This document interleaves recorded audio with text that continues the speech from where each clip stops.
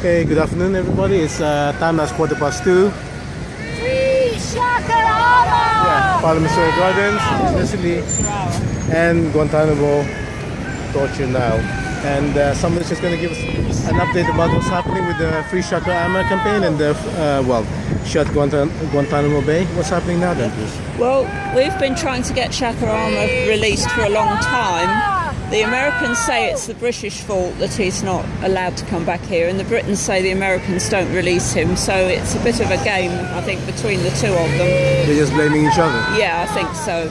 Cameron recently went to see Obama, and he was asked to raise it, which apparently he did, and Obama said that he would look into it and see if he could come back, but it had to be agreed with the British, so it was a bit of a stalemate again.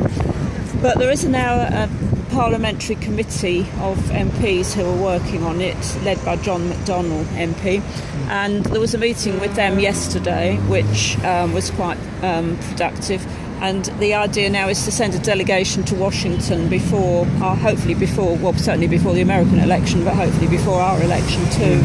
And there's also going to be a parliamentary debate which is on the 17th of April, 17th of March, which is this one here. I don't know whether you could take that. You can probably download that. Okay, so that, and we're here in Parliament Square. We're here every Wednesday for 2 hours between 1 and 3 doing this protest. It's a regular protest, and that's basically what it is. For people who don't know, Aamer has been in prison since the start of the Guantanamo Bay. He was picked up in Afghanistan, where he was doing charity work when the Americans were paying people to basically give information. Yeah. And of course, as the people were very poor, it was easy to get people to do that, irrespective of whether they'd done anything. And he was actually cleared by the Americans for release in 2007. So it's all that time, since 2007. People have been, trying to get him back on the basis that he's had no trial, and they've actually said that he's got no case to answer. But so it seems to be the case that a lot of people accept the fact that, he must have done something wrong because... Yeah, some people do accept this, but then the American authorities themselves have said that he hasn't. Yeah. That So they have in no this case, he's been proven to be innocent and... Well, he's not been proven to because there's been no trial, but they have said that there is no evidence to give him a trial. So it's basically like saying they found him innocent because they haven't found anything against him. It's because of actually that his name is Aamer rather than John Smith, that is still in there. Yes, I think so. Well, we think that, I personally and other people here think that the main problem is that he says that he was tortured, and the MI5 and MI6 people here knew that he was tortured. He says that, and of course they don't want him to come back and tell everybody here that the British were involved in torturing him. Yeah. So this is one of the blocks. Yeah. I mean, the Americans say they don't torture.